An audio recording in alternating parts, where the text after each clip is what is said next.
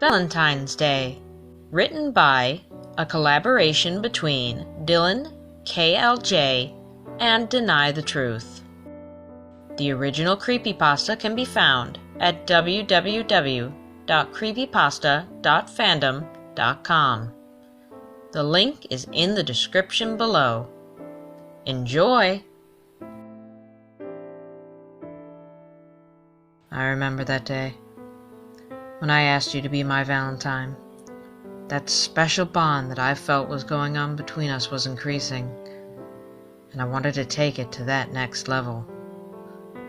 I remember the look on your face, the happiness and excitement of the day we spent together drained from your face like water running down a plug hole. You said no. I loved you. You know I did. So, why would you do this to me? Why? I remember when you walked away into the crowd of lovers. I sat on a bench crying. I walked home on my own. No one was at home to comfort me after what you did.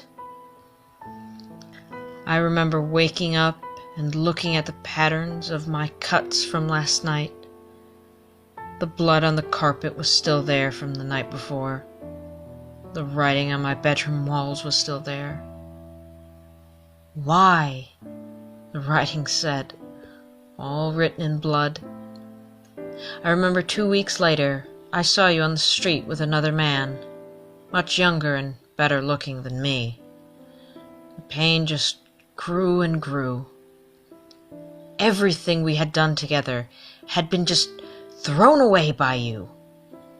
Every time we fucked, you told me that you loved me, and me only. I remember when I walked down that alley, and that gang of thugs mugged me and killed me.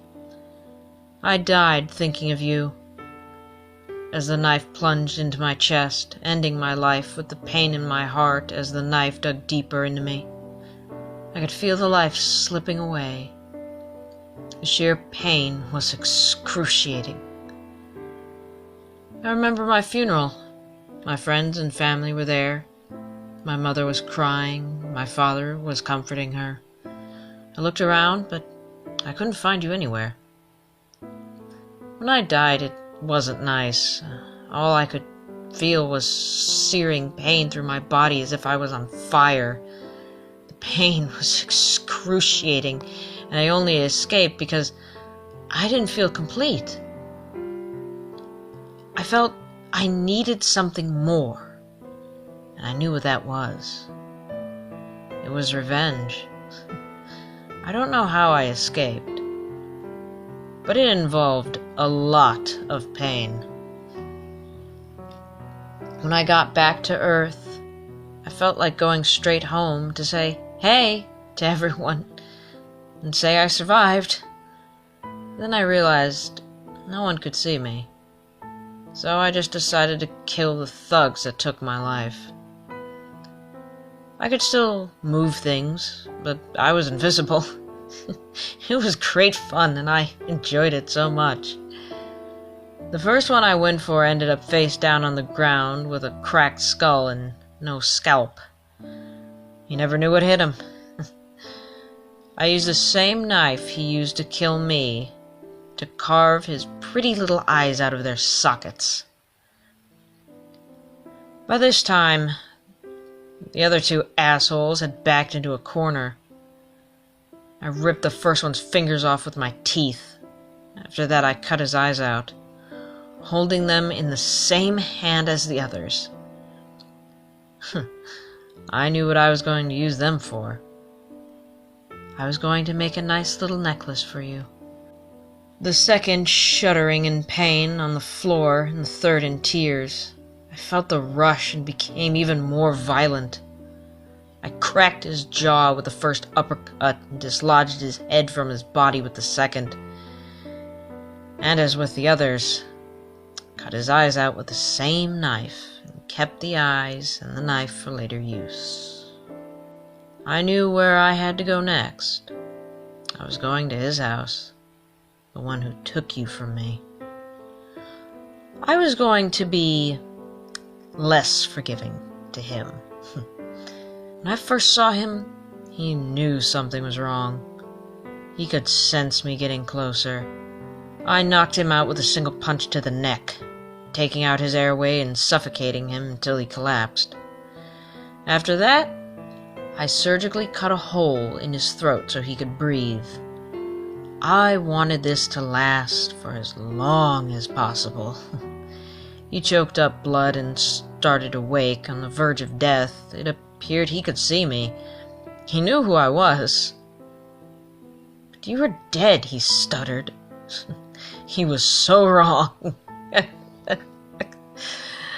I cut his eyes out with him still screaming, and plunged the knife deep into his stomach, watching his intestines pour out onto the cold carpet floor. At least, I think it was cold. I was too drenched in blood to tell, to be perfectly honest.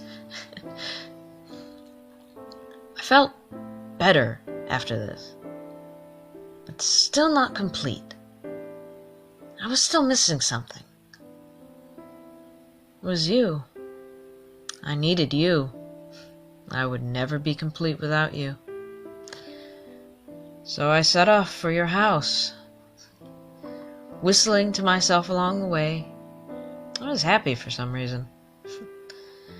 I knew nothing could stop me now as I drew closer. I felt happier and happier. You were surprised to see me. You cried and I told you not to. But you wouldn't stop. So I had to tie you up. I got angry. I shouted. I cut you. I put that necklace that I made for you, and you just screamed louder. That's when I plunged the murder weapon that was used on me into your eye, and from then on, we were tied together in a permanent bond. No one would separate us now.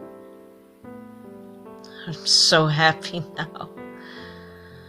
I can finally rest.